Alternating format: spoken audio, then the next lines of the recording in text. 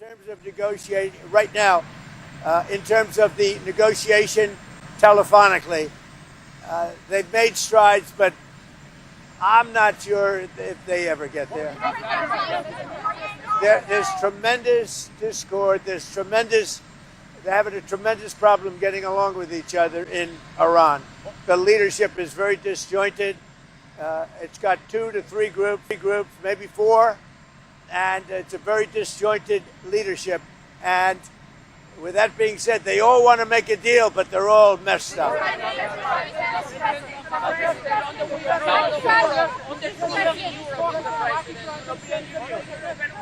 I spoke with the winner, a very good man. As you know, I was very strongly in favor of him in Iraq. And we had a long conversation yesterday. I congratulated him. He won, and with our help, he won, and we want him to do very well. And I told him that the United States is with him all the way. It was a great victory. The new head of Iraq is somebody that we support very strongly.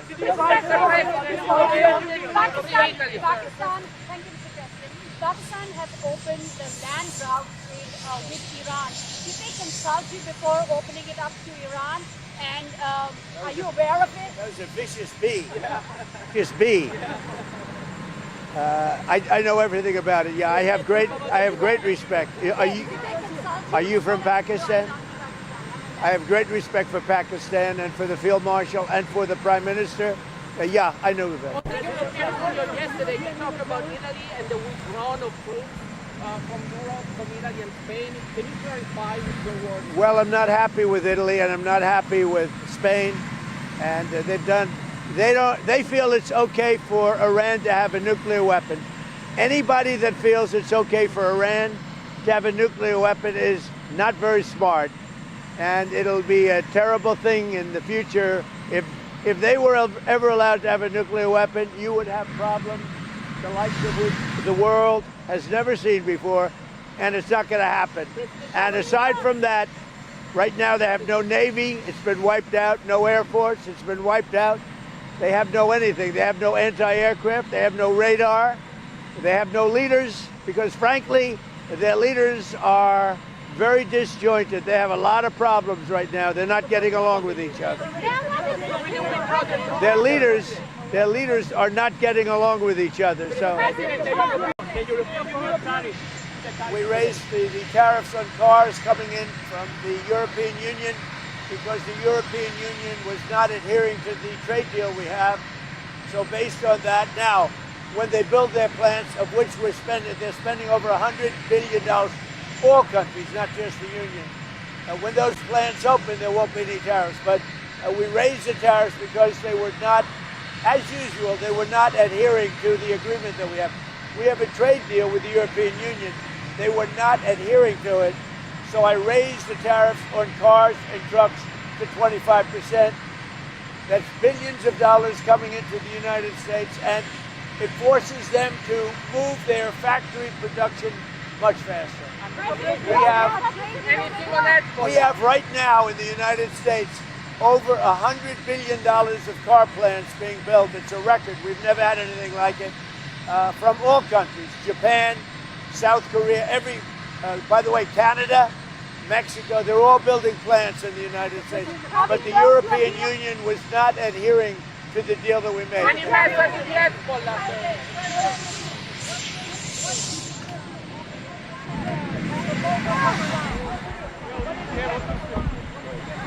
we're dealing with Iran. As you know, it's a very disjointed, unfriendly leadership, unfriendly to each other. They're not getting along. They're very, very confused by what's happened because essentially most of their military has been wiped out. But we just had a conversation with Iran. Let's see what happens. But I would say that I am not happy. Their leadership is very disjointed. Very argumentative with each other. They come back, one says one thing, one says another. They're very confused. Obviously, their country has been, frankly, decimated. Their Navy is gone, their Air Force is gone. Many of their soldiers, unfortunately, are gone.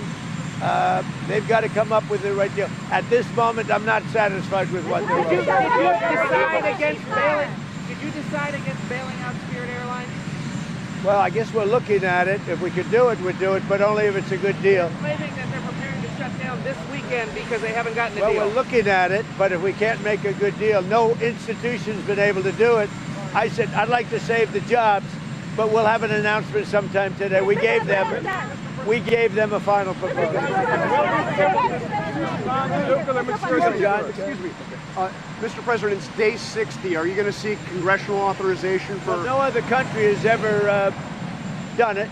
It's never been, as you know, most people consider it totally unconstitutional. Also, we had a ceasefire, so that gives you additional time. But no other country's done it. We're in the midst of a big victory. This is a victory like we haven't had since Venezuela, okay, to be honest with you. We haven't had, but, you know, we have a country that lost its way. It really lost its way. That's our country in terms of the military. Now we have a great military. We're on our way to another victory, a big victory, and I don't think that it's constitutional what they're asking for. These are not patriotic people that are asking. You know, when they say, even the losers, even the ones that say all the wrong things, admit that it's been amazing what we've done. The Strait is totally shut down. It's flawless. It's totally 100% shut down. Now, we've been dealing with Iran. They want to make a deal. They're not there. They're not with it. They're sort of, they get close, and then a new group of people come in. They don't know who their leaders are. They have no idea who their leaders are, but they're very confused, and that's because of the success we've had militarily. They essentially have no military. Let me just tell you, the war powers. So many presidents, as you know, have gone and exceeded it. It's never been used. It's never been adhered to, and every other president considered it totally unconstitutional, and we agree with that.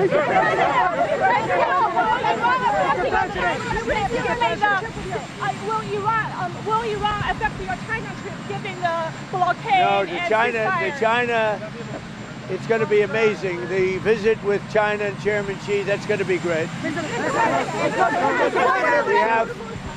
We have the trip with China coming up. And I think it'll be an amazing event.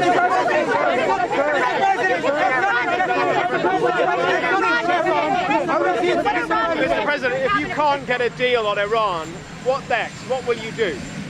Well, right now we have negotiations going on. They're not getting there. They are very disjointed. They're extremely disjointed. They're not able to get along with each other as leaders. They don't know who the leader is. Their military has been defeated. If we left right now, it would take them 20 years to build back that country, but we're not satisfied at this moment. Are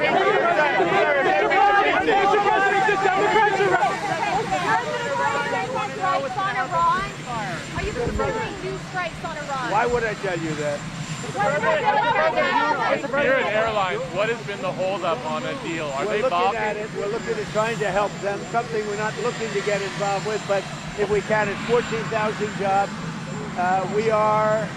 I would say we're driving a tough deal, but it's one of those things. We'll do it or we won't. We'll have something for you today or tomorrow. It seems like the other lenders are balking. They think they'll get bumped down in priority. Well, they will. You know, we come first.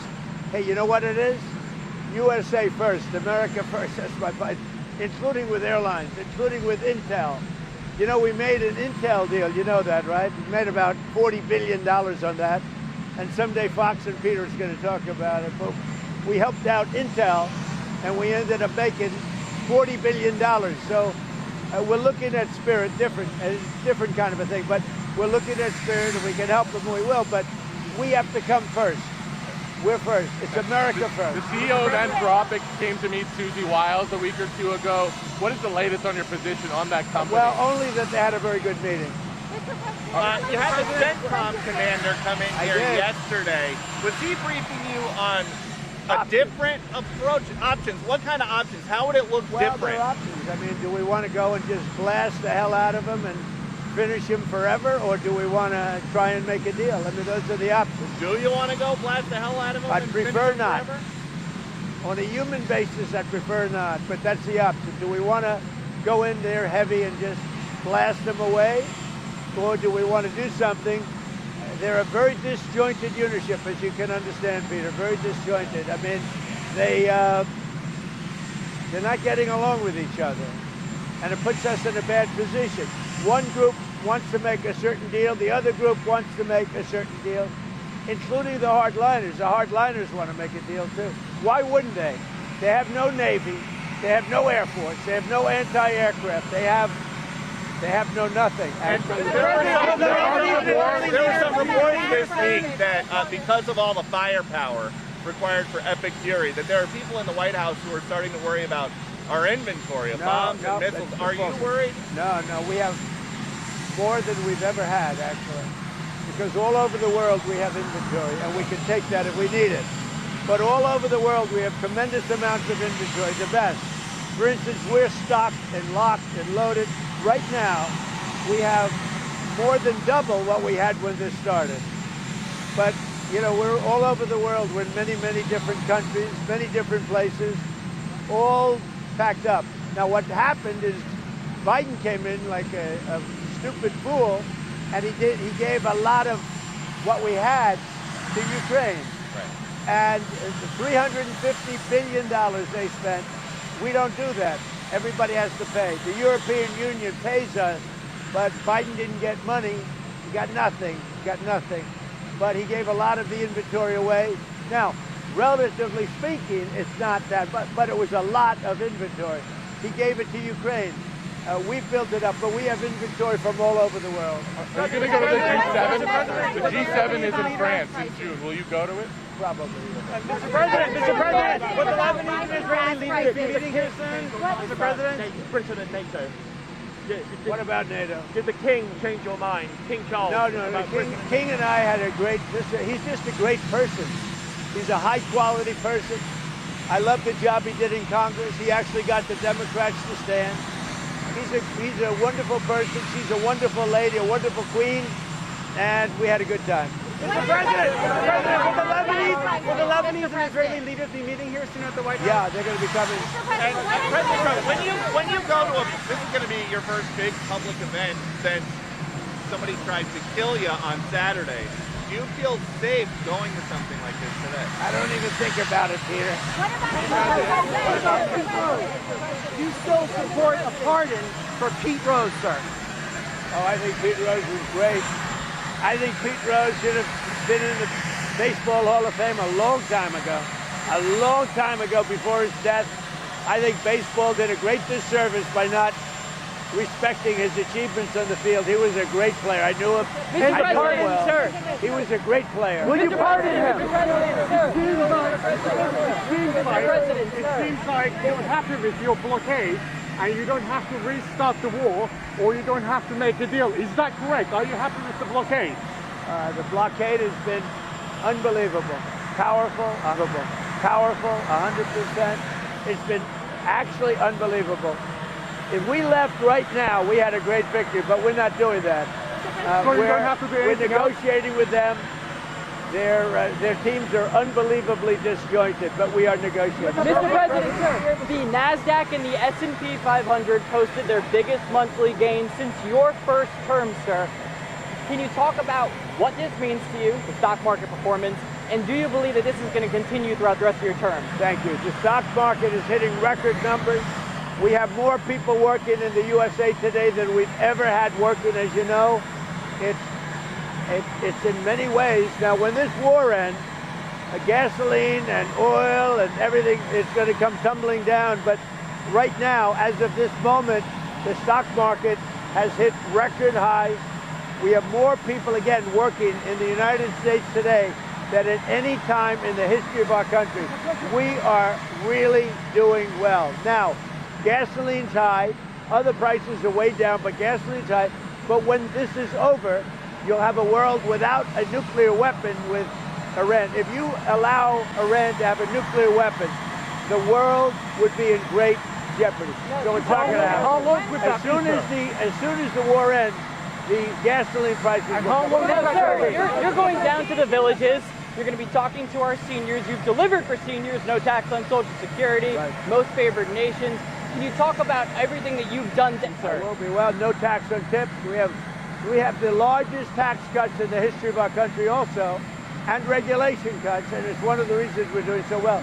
So we have no tax on tips, no tax on Social Security for our seniors. We have no tax on overtime. And you know, something that nobody talks about, if you buy a car, if it's American made, you get a deduction on interest for income tax purposes. अमरीकी सदर Donald Trump इस वक्त media से गुफ्तगू कर रहे हैं। अहम गुफ्तगू की उन्होंने कहा कि ईरान की ताज़ा तरीन तजवीज़ से हम मुतमईन नहीं हैं, पाकिस्तान की बहुत इज्जत करते हैं, मुझे नहीं यकीन कि हम किसी मुआहदे पर पहुंच सकेंगे।